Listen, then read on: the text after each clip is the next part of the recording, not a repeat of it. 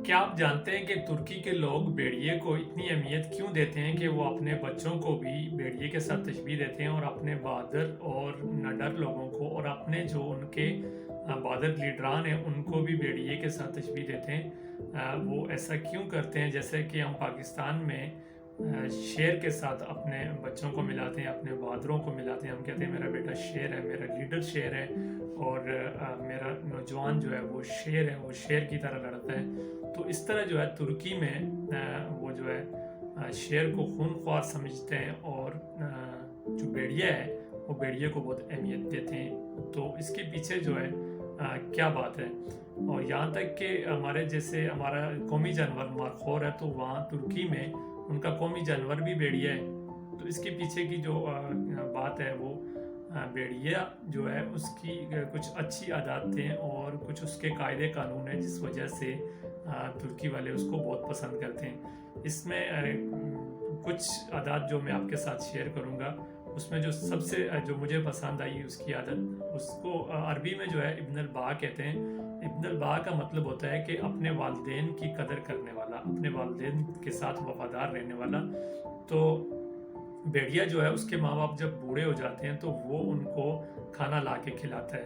जब वो कमज़ोर हो जाते हैं, जब वो खाने के काबिल शिकार करने के काबिल नहीं रहते, तो तब जो उनका जो बेटा होता है, छोटा भेड़िया जो होता है, वो अपने वालिदैन को ला के खाना खिलाता है या वो अपनी ये ज़िम्मेदारी समझता है। इसी तरह वो अपने बहन और अपनी जो उसकी वालदा होती है उसको शहवत की नज़र से नहीं देखता है। उसकी वाइफ होती है वो उसी के साथ सारा टाइम गुजारता है, वो इधर उधर मुंह नहीं मारता है।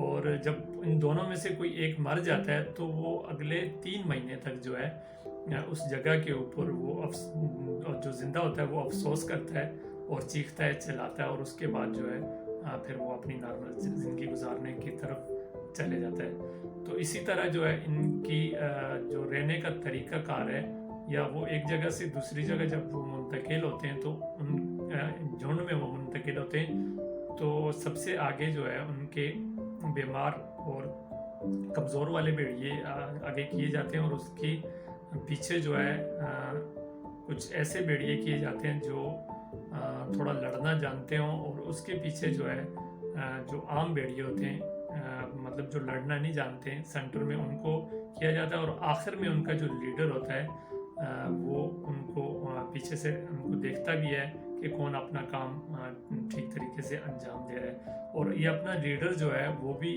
चुनते हैं बहादुर किस्म का, जो डरता ना हो, जो बुज़दिल ना हो। भेड़िया जो है वो एक आज़ाद जानवर है, वो गुलामी पसंद नहीं करता है, वो गुलामी से किसी भी किस्म की कंप्रोमाइज़ नहीं करता है और वो जो है तेज़ और फुर्तीला भी होता है।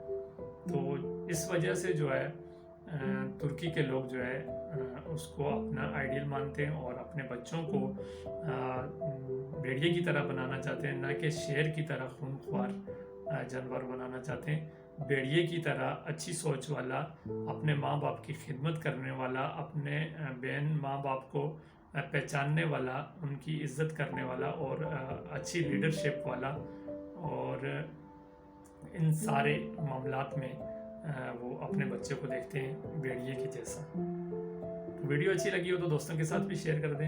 मैं चाहूँगा आपसे इजाज़त। अल्लाह।